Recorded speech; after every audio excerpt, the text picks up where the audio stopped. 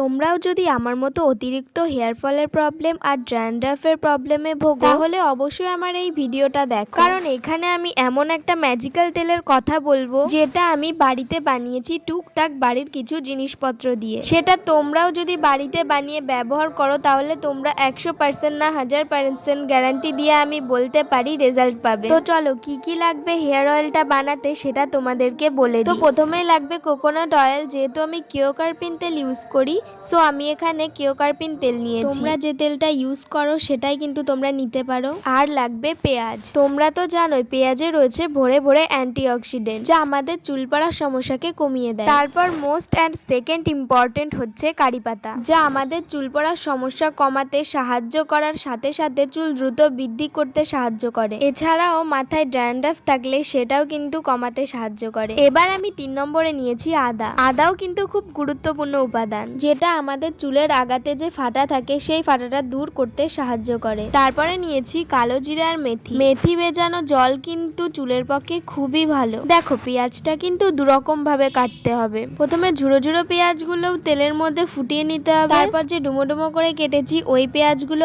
আবার তেলের মধ্যে দিয়ে ফোটাতে হবে। এই তেলটা কিন্তু আমি আগে একবার বানিয়ে ইউজ করে ফেলেছি, এখন শেষ হয়ে গেছে বলে আজকে আমি আবার বানাবো, তাই ভাবলাম ভিডিওটা তোমাদের সাথে শেয়ার করি। তো দেখো এই সব জিনিসগুলো আমি নিয়ে পেস্ট করে নিয়েছি। তারপর সবগুলো জিনিস নিয়ে তেলের মধ্যে 5 মিনিট ফোটাতে হবে। তো দেখো তেল এখানে প্রায় রেডি হয়ে গেছে। এবার তোমরা এটাকে একটা কাচের মধ্যে ঢেলে নেবে। আমার কাছে যেহেতু কাচের কোনো কোটো নেই তো আমি এখানে একটা প্লাস্টিকের কোটোর মধ্যেই ঢেলেছি। তারপর দেখো পেঁয়াজের মধ্যে যে তেলগুলো ছিল সব আমি এখানে ভালোভাবে ছেঁকে নিয়েছি। আর হ্যাঁ, ওই তেলের মধ্যে কিন্তু 2-3টে পেঁয়াজও দিয়ে দিতে হবে। এবার আমি তোমাদেরকে এটা ইউজ করে দেখাবো। এই তেলটা তোমরা 2-1 দিন রোদে দেবে, তাহলে দেখবে তেলের মধ্যে কোনো জীবাণু আক্রমণ করতে পারবে। তো দেখো এই তেলটা চুলে দেওয়ার পরে আমার আর একটা চুলও ওঠে। তো আমার এরকম ভিডিও দেখার জন্য অবশ্যই আমার এই চ্যানেলটাকে সাবস্ক্রাইব করো। তো আজকের মতো টাটা।